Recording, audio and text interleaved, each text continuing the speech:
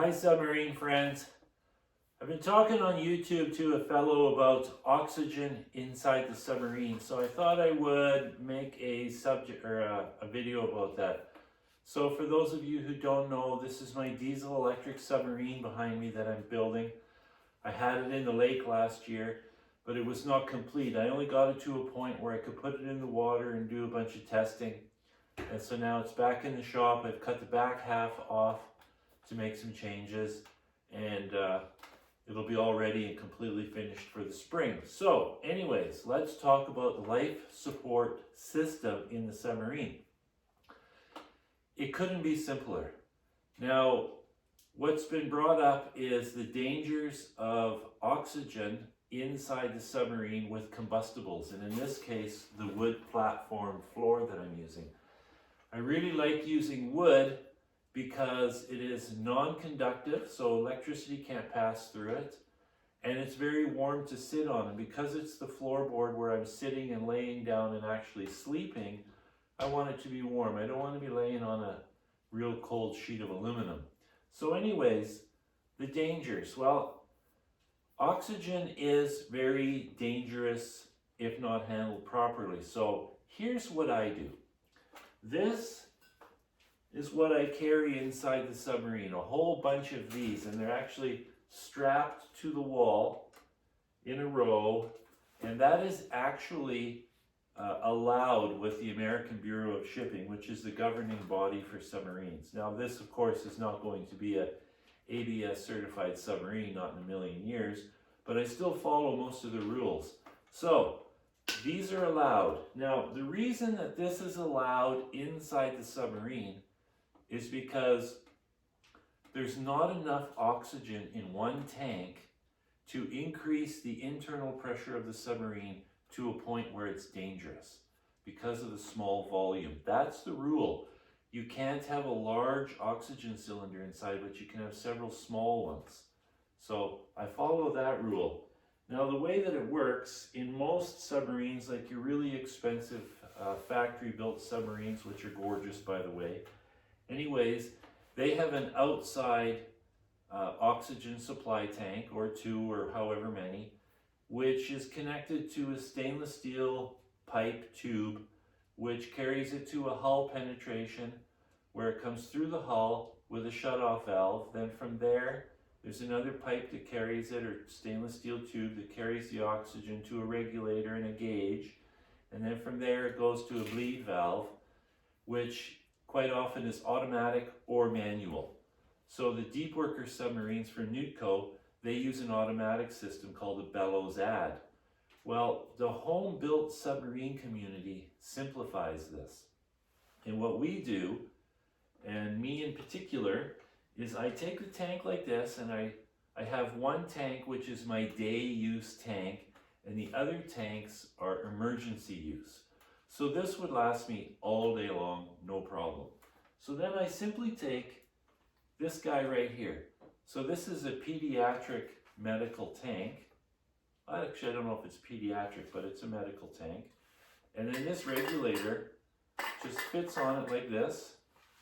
And then you tighten it up. It's that simple. So this is what's sitting in the submarine within reach of the pilot, which is me. So this gives me the oxygen supply, it gives me the regulator, it gives me the gauge, which tells me how full it is, and it gives me the bleed valve, all in one. So the danger with oxygen is if it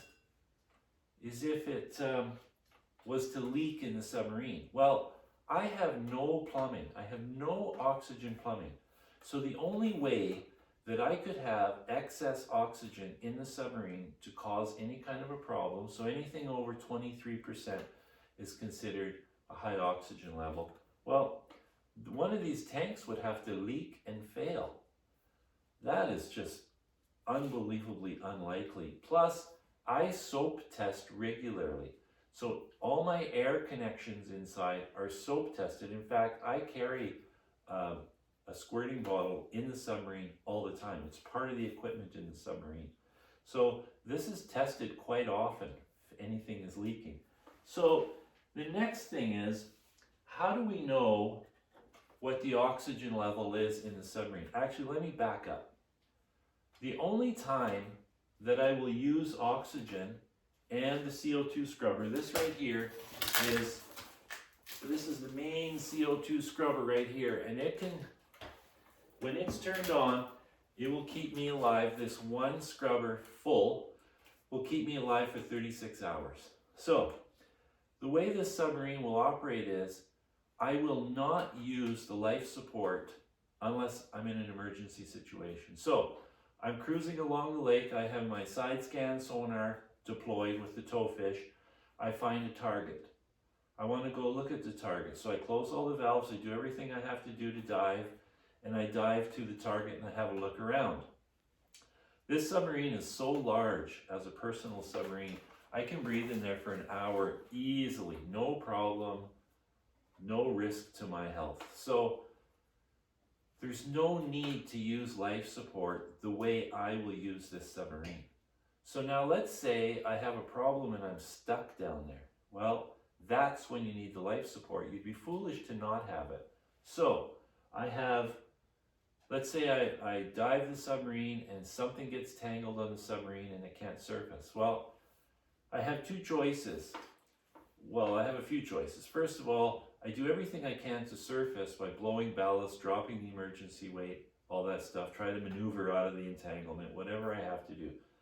If that fails, then I'm stuck down there. Now, depending on what time of day it is, let's say it's 1 hour till dark. Well, I would probably just stay put in the submarine until the morning.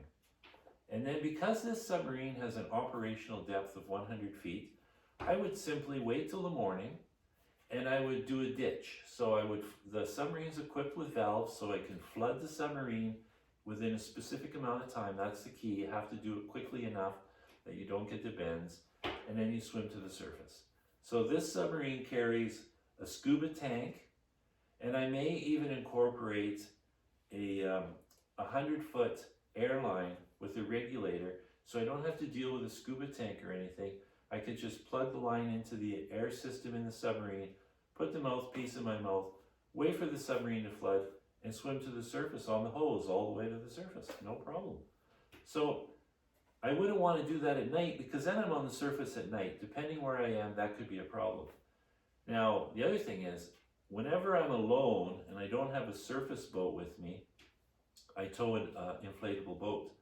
And the reason for the inflatable boat is I put a diver below flag in it, and then people know that there's a diver below. They don't realize it's a submarine, but it's no difference.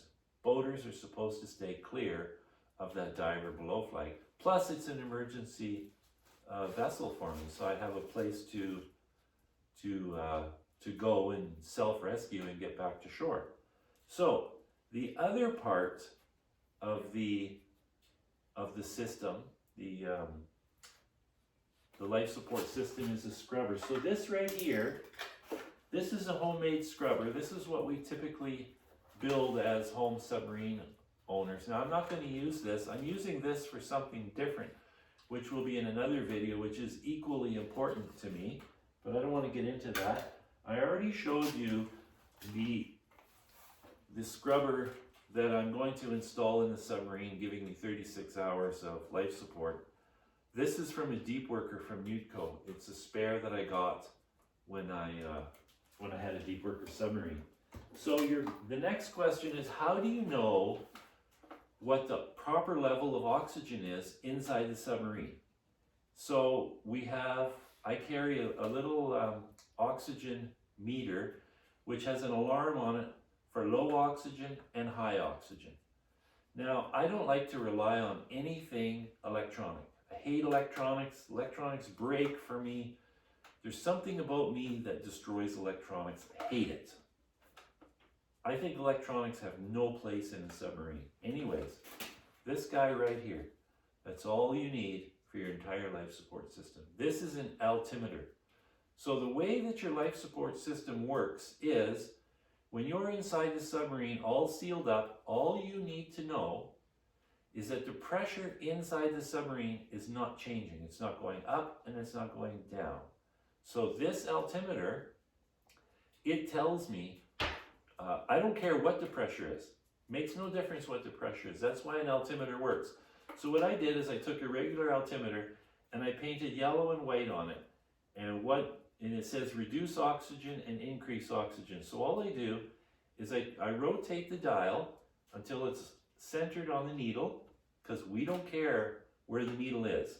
As long as our starting point is in the center of our dial, or in the center of the face, then the pressure either goes up or down. That's all we need to know. So if the pressure inside the submarine is going up, there's a problem. It means that the scrubber, either the scrubber is not functioning, taking the CO2 out of the atmosphere, or the oxygen flow is not flowing.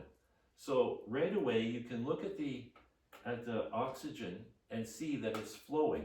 You know that it's flowing. So if it's flowing, then you know that the CO2 scrubber is not absorbing the CO2. So in that situation, what I would do is I would simply surface. I would just go to the surface, unless I'm stuck down there, obviously. So if I'm stuck down there, I have to deal with why the scrubber is not scrubbing. So it doesn't happen. I mean, the only thing that could be wrong is that either the absorbent is wet, or there's no power getting to it, the fan's not working. In that case, you can manually breathe through the scrubber, if that's the case. If the absorbent is wet, dump it, replace it with fresh absorbent, because you always carry spare absorbent.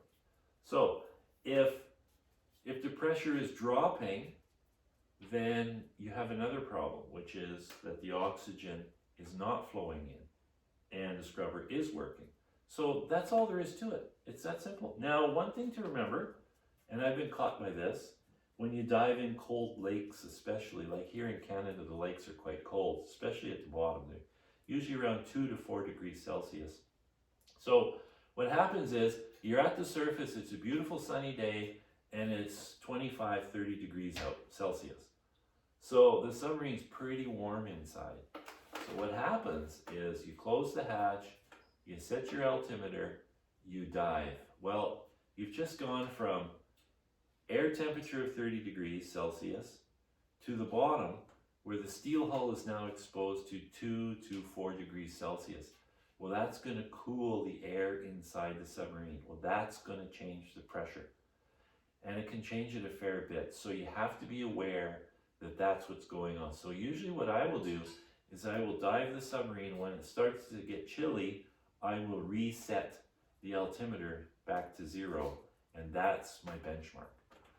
So back to the dangers of oxygen. Well, yes, oxygen inside the submarine is dangerous, but only if you have too much oxygen. It's perfectly fine if the oxygen level is maintained and monitored. And I monitor it. You have to monitor it like crazy. Like, you put this thing, it's actually got a magnet on it, and I put it, boom, so it's right in my face. Like, I'll put it right between 2 windows, so I'm constantly looking at it.